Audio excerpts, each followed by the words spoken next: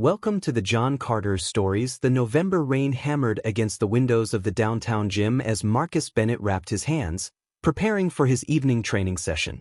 At 42, he still moved with the controlled precision of the Army Ranger he'd been 20 years ago. Though the scars on his knuckles told stories he rarely shared. The gym was nearly empty at this hour. Just how he preferred it. Boxing had become his meditation after leaving the service. A way to channel the restlessness that came from trading combat zones for corporate boardrooms. His phone buzzed. Claire's name appeared on the screen. "Hey," he answered, tucking the phone against his shoulder while finishing his wraps. "Daniel's staying at my parents' tonight," his wife said, her voice carrying that particular tension that always emerged when discussing her family. "They insisted. Said they barely see him anymore." Marcus paused, his jaw tightening. Richard and Victoria Stone had never approved of him. Not when he'd married their daughter 15 years ago, and certainly not now. To them, he was the rough-edged soldier who'd stolen their precious Claire away from the country club life they'd envisioned for her. The fact that he'd built a successful security consulting firm after his service meant nothing to people who measured worth in old money and social connections. "He's 17, Claire. He doesn't need babysitting." "I know, but..." She trailed off. They'd had this argument before. Claire had spent 38 years trying to earn her parents' approval. A losing battle that Marcus had learned not to fight directly. "It's just one night. He'll be fine." Marcus knew that tone. The conversation was over. "All right, tell him to text me if he needs anything." "He will. Love you." After she hung up, Marcus stared at his reflection in the gym's mirror. Daniel was a good kid. Honor roll student, star of the debate team, planning to study law at Columbia. But lately, something had been off. His son had grown quieter, more withdrawn, especially after visits to the Stone estate. When Marcus asked about it, Daniel just shrugged and changed the subject. He pushed the worry aside and focused on his training, letting muscle memory take over as he worked the heavy bag. But the unease lingered, a sensation he'd learned to trust during his years in reconnaissance. It was the same feeling he'd had in Kandahar moments before an ambush. Please subscribe and like this video and listen to my story till the end. Let me know which city you're listening from. That way, I can see how far my story has traveled. The Stone family had always been prominent in Connecticut's old money circles. Richard Stone ran a sprawling estate 40 minutes outside the city where he hosted charity galas and sat on the boards of various foundations. To the outside world, he was a pillar of the community, a devoted family man, a generous philanthropist, a keeper of tradition and values. Marcus knew better. He'd seen the way Richard looked at him, the barely concealed contempt in those cold gray eyes. He'd heard the cutting remarks disguised as jokes at family gatherings, the constant reminders that Marcus would never truly belong in their world. Victoria was no better. A woman whose smile never reached her eyes, who measured everything by appearances and propriety. But they loved Daniel, or so it seemed. Richard had taken a particular interest in his grandson over the past year, inviting him to the estate for mentorship sessions, teaching him about investments, business, the responsibilities of carrying on a family legacy. Claire had been thrilled, seeing it as her parents finally accepting their family. Marcus had been skeptical but held his tongue. Maybe he was wrong. Maybe the old man was actually trying to build a bridge. The gym closed at 10. Marcus drove home through rain-slicked streets, still unable to shake the feeling that something was wrong. Their townhouse in Fairfield was dark except for the porch light. Claire had already gone to bed. He checked his phone. No messages from Daniel. Stop being paranoid, he told himself. The kid's fine. But sleep didn't come easily that night. At 2:17 a.m., Marcus's phone lit up the darkness of his bedroom. The text message made his blood run cold. "Dad, they won't let me leave. Please help."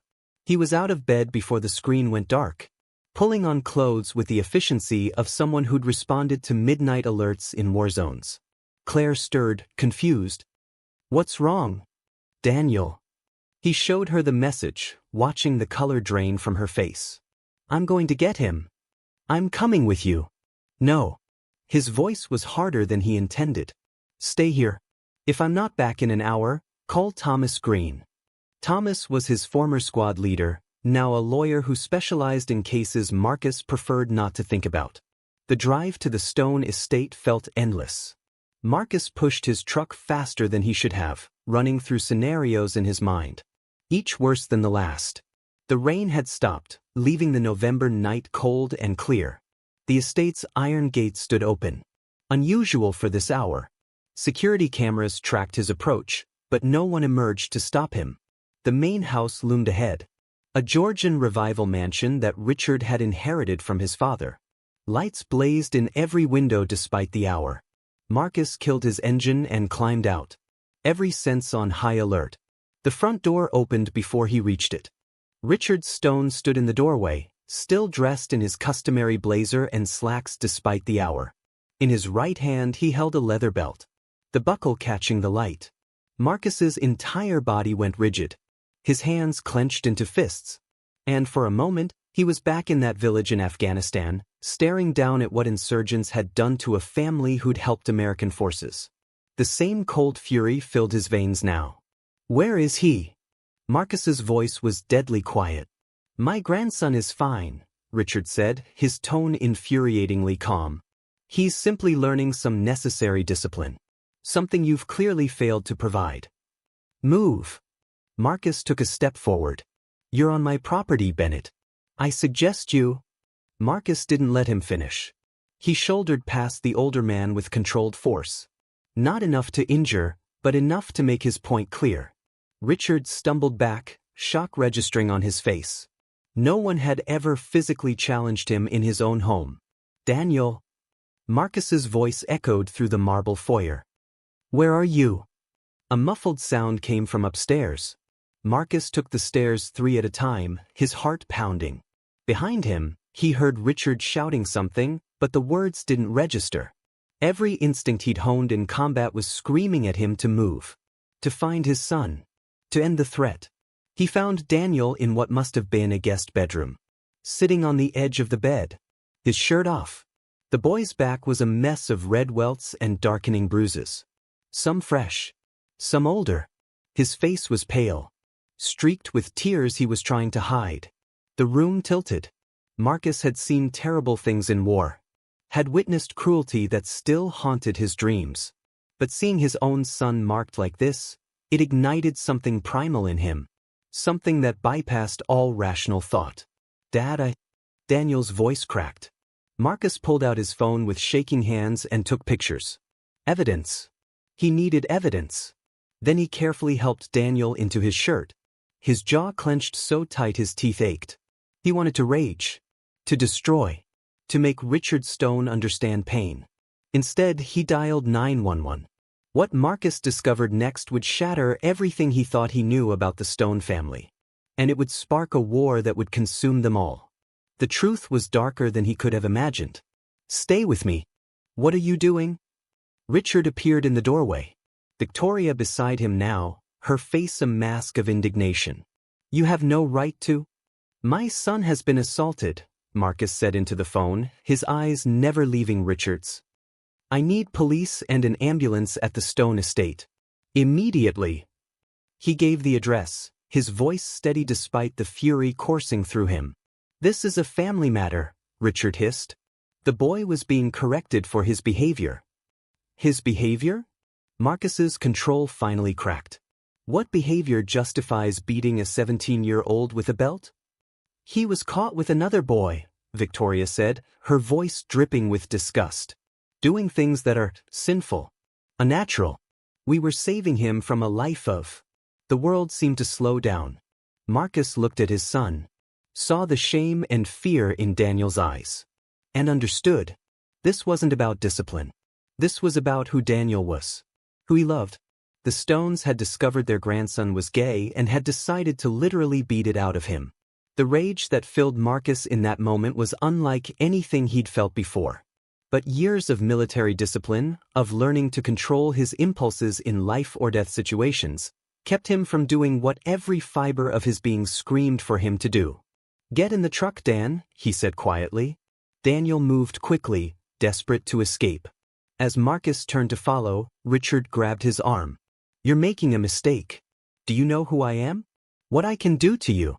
I'll destroy your little business. Your reputation.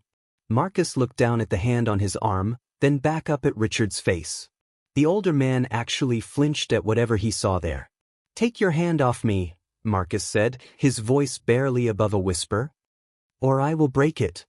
Richard released him. The police are coming, Marcus continued. You're going to tell them exactly what you did. And if you even think about coming near my son again, you'll learn what I'm really capable of. He walked out, leaving the Stones standing in their mansion. Their masks of respectability finally cracked. The police arrived within minutes. 2 patrol cars, lights cutting through the darkness. Marcus had pulled his truck around to the front. Daniel wrapped in a blanket in the passenger seat. An ambulance followed shortly after. Officer Sarah Martinez took Marcus's statement while paramedics examined Daniel. She was a veteran cop with sharp eyes that missed nothing. She'd clearly seen cases like this before. Richard tried to spin it as a misunderstanding. Talked about traditional discipline and a grandfather's rights. But the pictures on Marcus's phone, combined with Daniel's physical injuries and tearful statement, told a different story. Mr. Stone, Officer Martinez said, her voice professional but cold. You're under arrest for assault and battery of a minor. You have the right to remain silent. Marcus watched from beside the ambulance as they cuffed Richard Stone and put him in the back of a patrol car. Victoria stood on the mansion steps. Perfectly still. Her face unreadable. But her eyes, when they met Marcus's, held pure hatred. This isn't over, that look said. Marcus knew she was right. The Stones had money, connections, lawyers who could make evidence disappear and witnesses change their stories. Richard might spend a night in jail, maybe pay a fine. Men like him rarely faced real consequences. But as Marcus climbed into the ambulance with his son, watching Daniel's shoulders shake with silent sobs, he made a silent promise. This wasn't just about legal justice anymore.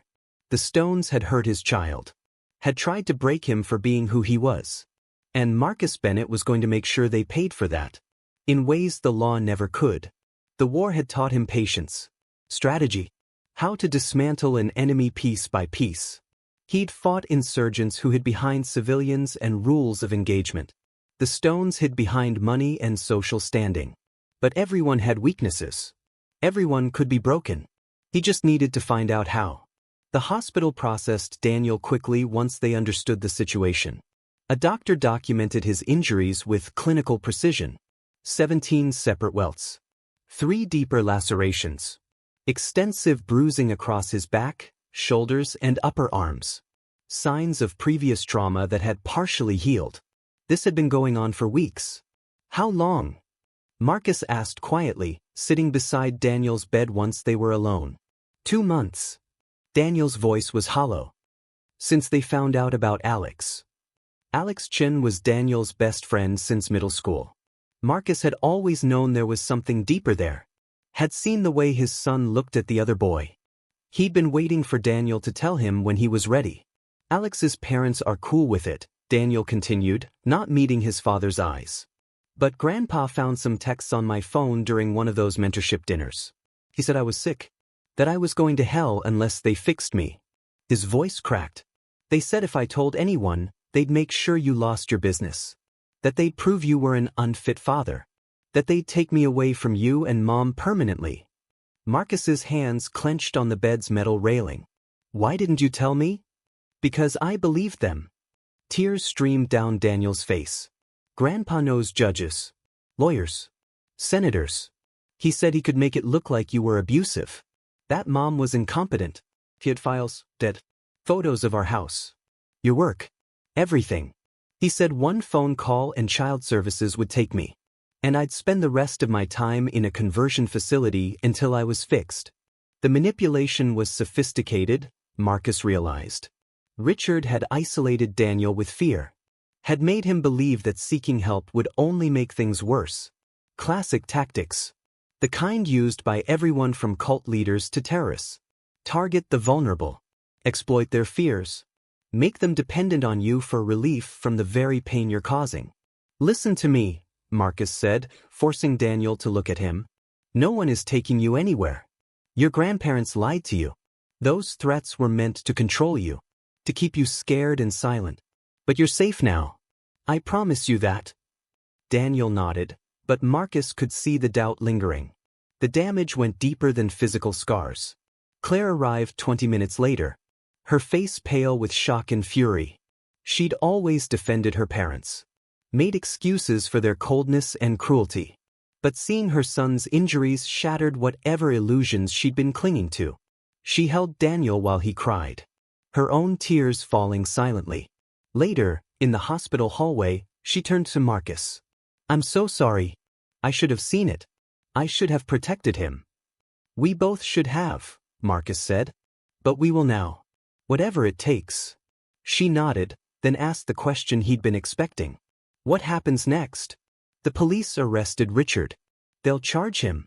There'll be a trial. He'll get out of it somehow. You know he will. His lawyers. His connections.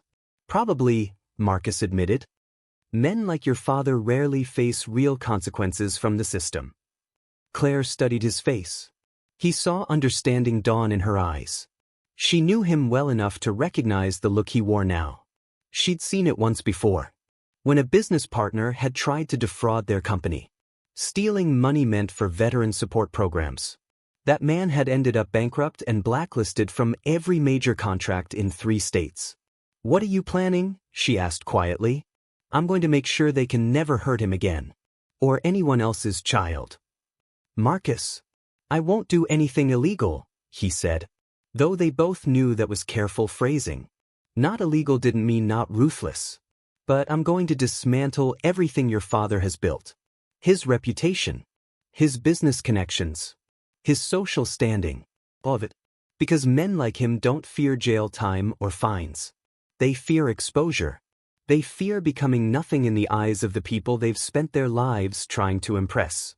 Claire was quiet for a long moment, then nodded. Tell me what you need me to do. That surprised him. Claire. They hurt my baby, she said, her voice hard in a way he'd never heard before. I don't care that they're my parents. I don't care about family loyalty or keeping up appearances. They tried to destroy my son for being who he is. So yes. Tell me what you need. I'm done protecting them. Marcus pulled her close.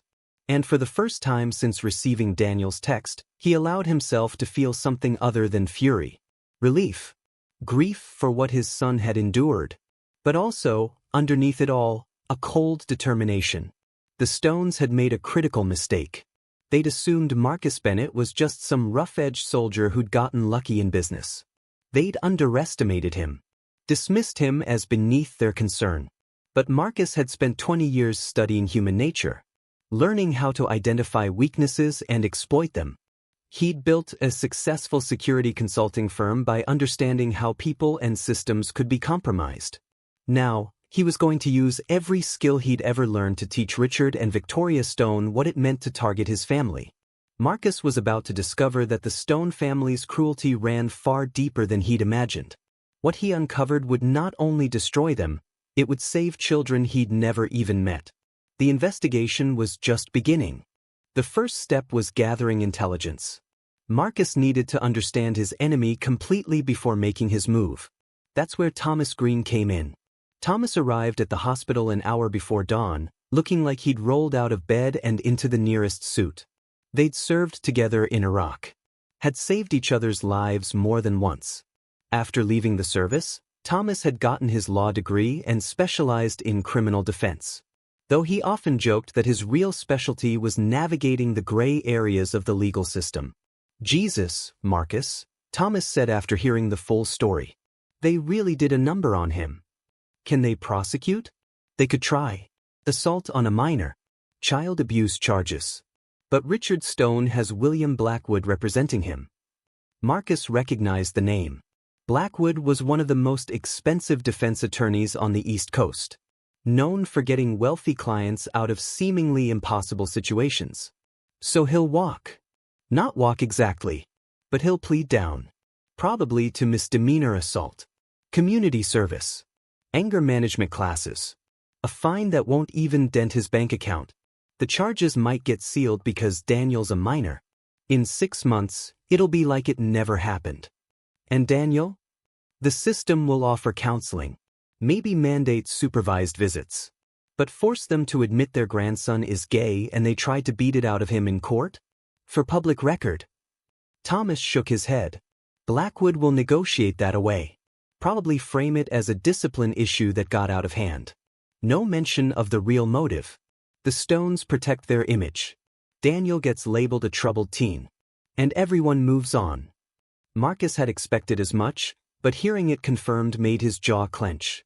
So the legal system won't actually protect him. The legal system is designed to be impartial. But money buys better impartiality. Thomas leaned forward. But you didn't call me here to ask about legal options, did you? No. What do you need? Everything you can find on Richard and Victoria Stone. Financial records. Business dealings. Personal history. Any skeleton in any closet.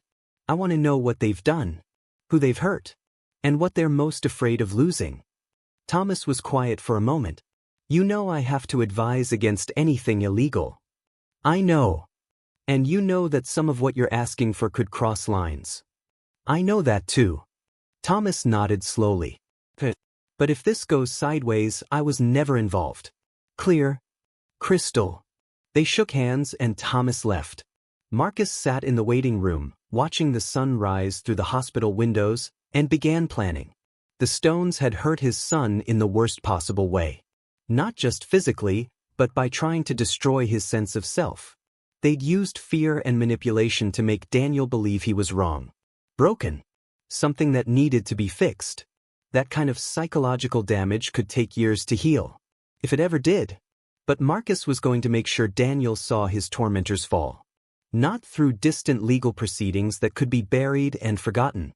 But publicly. Completely. In a way that left no doubt about who they really were beneath their masks of respectability. He pulled out his phone and started making notes. The Stone Empire was built on 3 pillars: money, reputation, and connections. To destroy them, he needed to attack all 3 simultaneously. But he couldn't just burn everything down indiscriminately. That would make him the villain. Give them ammunition to paint him as unstable, vindictive, dangerous. This had to be surgical, precise. He needed to expose the rot within the Stones' world. Let them destroy themselves with their own secrets while he guided events from the shadows. Marcus thought back to everything he'd observed over 15 years of family gatherings. Richard's barely concealed contempt for people he considered beneath him. Victoria's obsession with appearances and social standing. The way they talked about their charitable work while privately mocking the people they claimed to help. There had always been something performative about their philanthropy, Marcus realized. Too polished. Too perfect. Like everything else in their lives, it was about image rather than substance.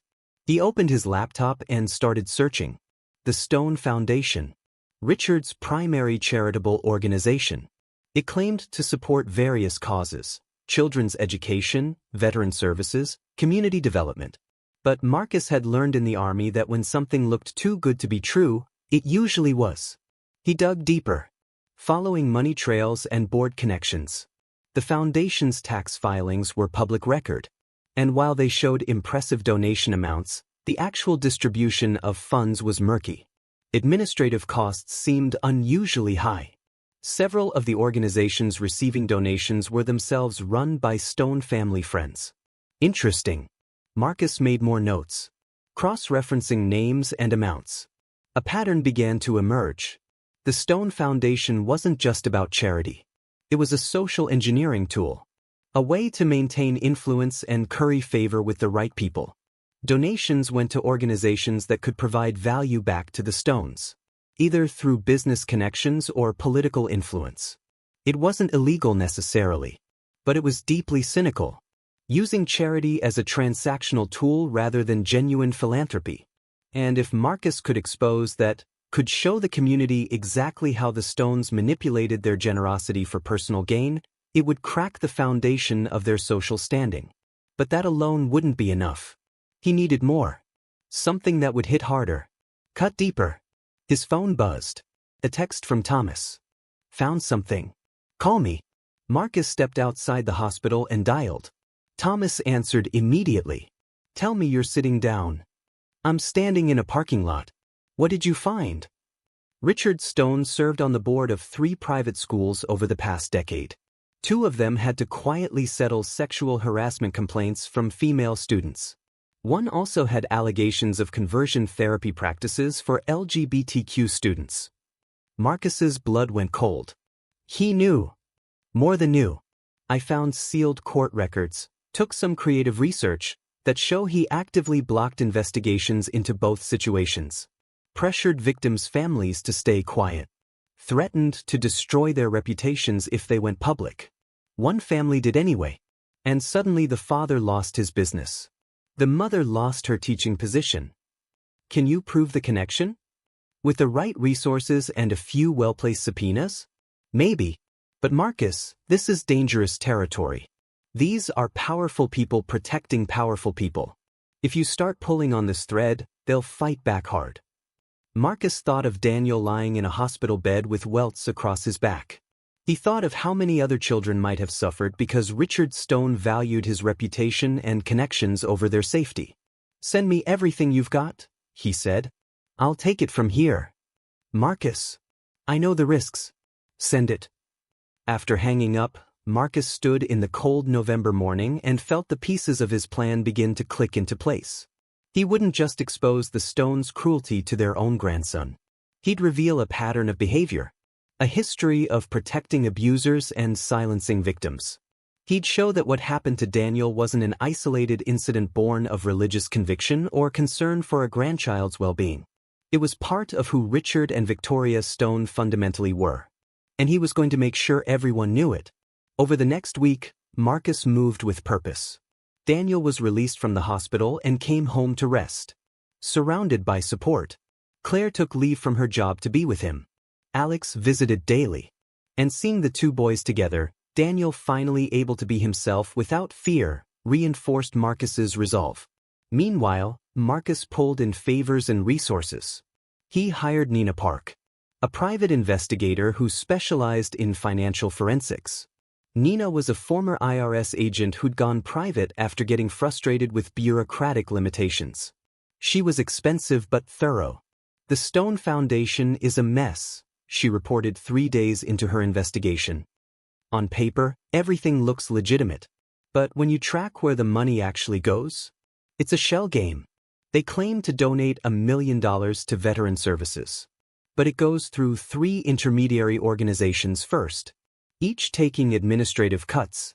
By the time it reaches actual veterans, maybe 20% of the original amount remains. Is that illegal? Technically? Ethically? She shrugged. It's scummy as hell. And there's more. Several board members have been compensated with consulting fees that aren't properly disclosed. Again, probably legal if structured right. But it looks bad. Real bad. Can you document all of it? Already am. But Marcus, this alone won't destroy them. Rich people do shady charity work all the time. It'll embarrass them. Maybe cost them some social standing. But it won't break them. I know. What about the schools? Her expression darkened. That's where it gets ugly. I found 7 cases over 12 years where students at Stone-connected institutions reported abuse. Sexual, physical, or psychological conversion attempts. In every case, the complaints were either buried or the families were pressured into silence. In 3 cases, Richard Stone personally intervened. He'd call in favors, threaten lawsuits, or offer payoffs. The families usually backed down because fighting him meant financial ruin. Marcus felt sick. 7 children. 7 families that Richard had silenced to protect his image and his connections. The evidence is solid? He asked. Solid enough. I've got emails. Financial records showing payments.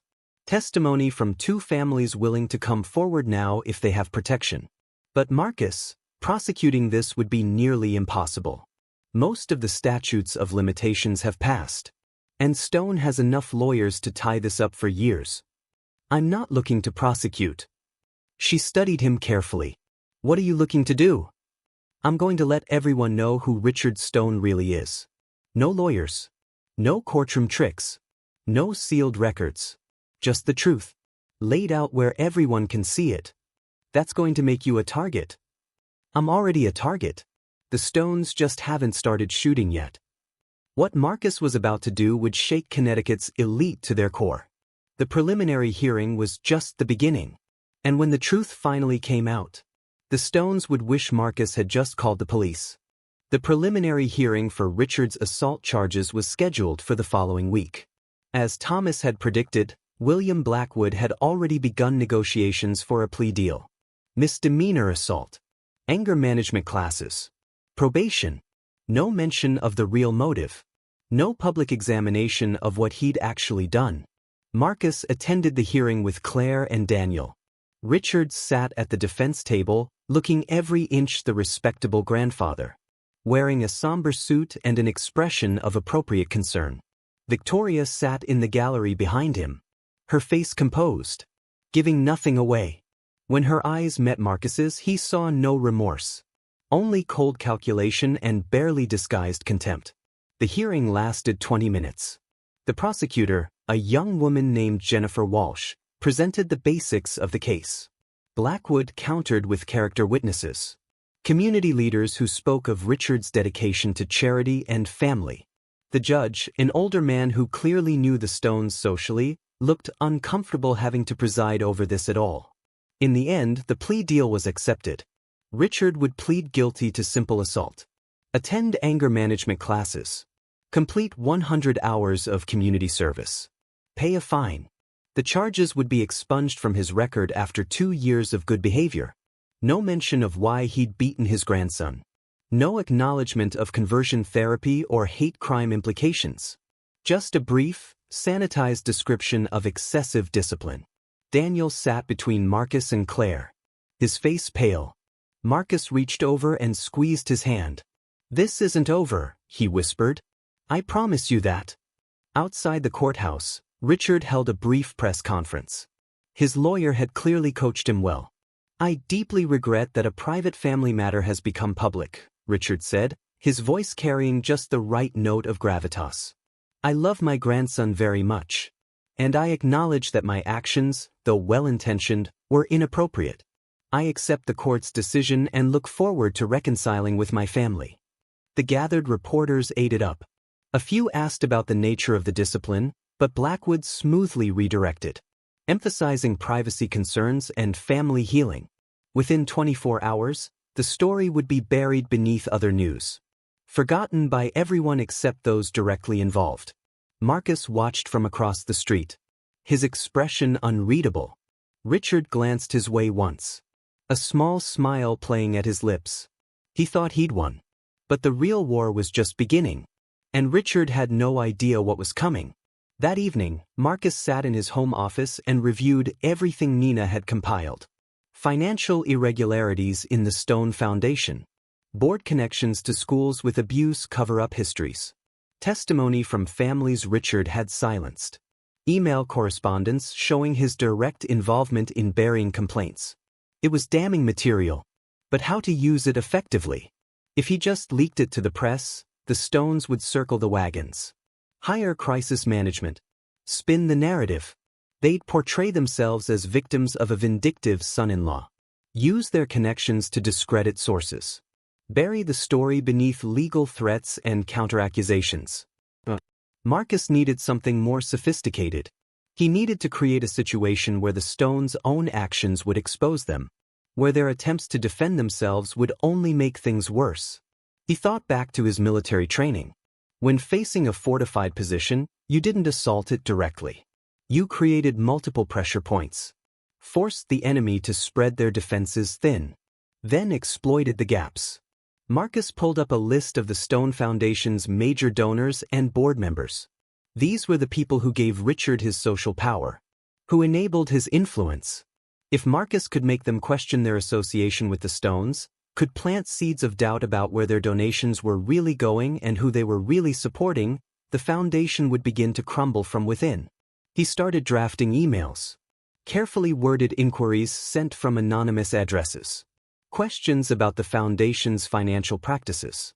About administrative costs. About Richard's involvement in the school board scandals.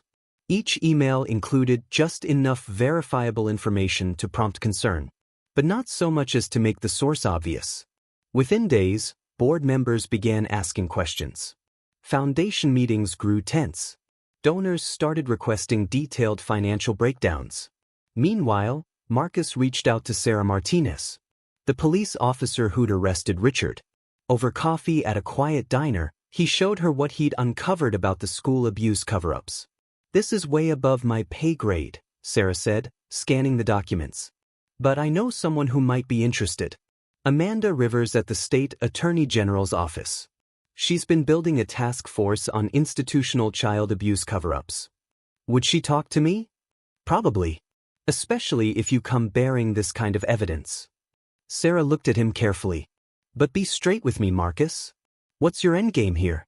Is this about justice or revenge? Can it be both? Not if you want a clean outcome. Revenge makes you sloppy. Makes you cross lines you shouldn't. I've seen it before." Marcus considered lying, but Sarah deserved better. "They tried to break my son. Tried to make him hate himself for who he is. And when that didn't work fast enough, they beat him. Then they stood in front of a judge and made it seem like they were the victims of an overzealous prosecution." He met her eyes. "So yes, I want revenge. But I also want to make sure they can't do this to anyone else's child." Sarah nodded slowly. "I'll set up the meeting with Amanda. But Marcus, keep your hands clean. Let the system do its job this time." The system gave Richard Stone a slap on the wrist. "Then give the system better ammunition. What you've got here could actually lead to real charges. Real consequences. Don't screw that up by going vigilante." Marcus thanked her and left, knowing she was right, but also knowing that whatever the state attorney's office did would take months, maybe years. And in the meantime, the Stones would continue their lives. Continue their influence. Continue to hurt people while hiding behind respectability and money. He needed to move faster. The next pressure point was social. Richard and Victoria's standing in Connecticut society depended on their image as pillars of the community. Marcus needed to tarnish that image.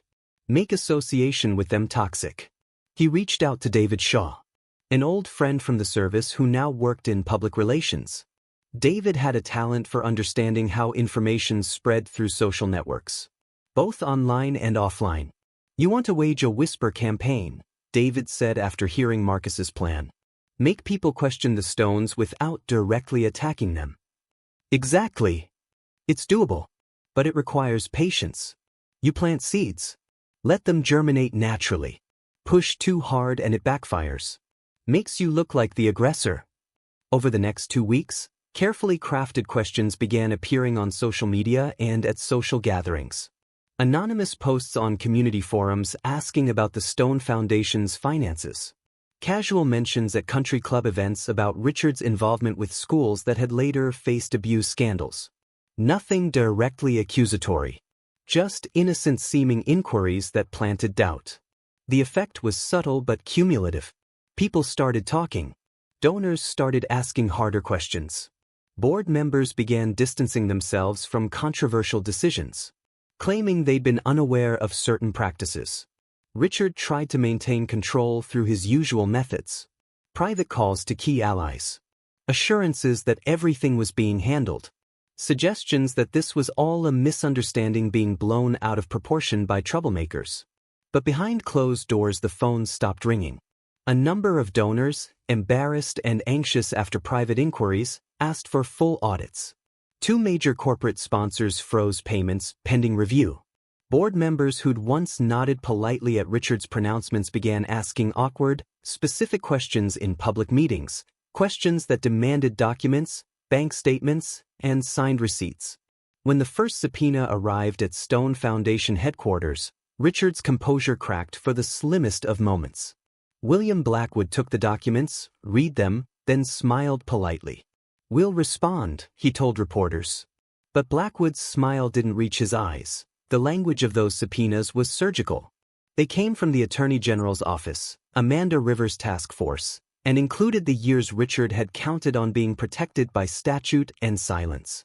Marcus watched from the gallery as the first deposition unfolded. A former finance director, pale and trembling, sat across from Blackwood's team and a state prosecutor.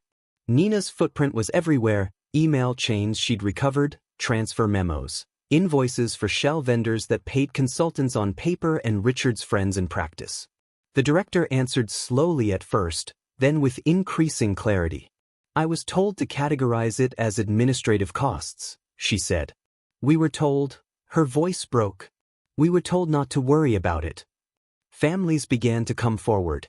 Two mothers, who'd been silenced for years by threats and payoffs, agreed to give sworn statements in exchange for witness protection and a promise that their stories wouldn't be buried again. Their testimony was short, sharp, and devastating. They spoke of meetings that ended with hush-money checks, of lawyers who leaned too close and smiled where empathy should have been. They spoke of kids humiliated, of letters kept out of public files. The local press smelled the story's teeth. The first viral thread, a careful reconstruction of bank transfers, board minutes, and sealed complaints, made the front page. Social media amplified it. Country club whispers became open questions in charity newsletters. Where once the Stones' name opened doors, it now shut them. Blackwood launched counterattacks the way he'd always been paid to: character witnesses, statements of philanthropy, and angry letters from influential friends. He filed motions to quash subpoenas. He painted Marcus as a bitter man out for revenge. For a moment, the old playbook looked like it might work. But depositions are slow torture for reputations built on performance. Each new document, each recorded phone call, narrowed the wiggle room. A hearing forced the release of previously sealed records connected to one of the private schools. Under oath, a retired administrator read a memo Richard had written, advising how to handle abuse allegations to avoid scandal. The words were clinical. The effect was explosive. Public outrage turned into immediate, tangible consequences. 2 board members resigned within 48 hours. A corporate donor rescinded a planned multi-million-dollar contribution. The Stone Foundation's annual gala, the social centerpiece of Richard's winter calendar, lost every sponsor within a week. Tickets went unsold. Caterers and decorators canceled. The mansion that had hosted polished faces and speeches now hosted court filings. Legally, the state could not reopen everything. Some statutes of limitations remained a wall. But obstruction, conspiracy to conceal crimes, falsifying records, those new angles were actionable. Prosecutors added charges connected to the cover-ups: obstruction of justice, witness intimidation, and fraud related to charity accounting. Each charge was a sentence that could be proven in a court of public record. Blackwood offered a settlement, a public apology, a pittance to a battered parents' fund, a quiet retreat from public life. Amanda Rivers declined. "We're not asking for a quiet fix," she said at a press briefing. "We're holding people accountable." The trial, when it came, was not the neat, cinematic courtroom fight that novels like to promise. It was a grind, witness by witness, worksheet by worksheet, email by email. But the pattern was clear. People who'd benefited from the Stones' reach testified about being pressured to look the other way. People who'd been silenced described the long-term damage. And in a turning moment, a former school board ally, shaken by the public unraveling, flipped. He handed over documents and agreed to testify. His cooperation broke the narrative that the Stones had been acting alone. In the end, Richard Stone pleaded guilty to several counts of obstruction and fraud related to the foundation's finances. He received jail time, not a slap on the wrist. Not the decades he deserved, perhaps, but enough to make his name synonymous with disgrace. Civil suits from families led to settlements that required oversight of the remaining organizations tied to the foundation. The Stone Foundation dissolved under the weight of forfeited assets and revoked nonprofit status. Victoria, stripped of her roles and invitations, retreated into the silence she'd always favored. Claire cut ties publicly and legally. It was a final, bruising break. Marcus didn't gloat. There was no victory party. There was only the slow, small work of making sure Daniel had a life worth living. Daniel returned to school that spring with a quiet resilience that surprised even him. He and Alex planned for college applications together.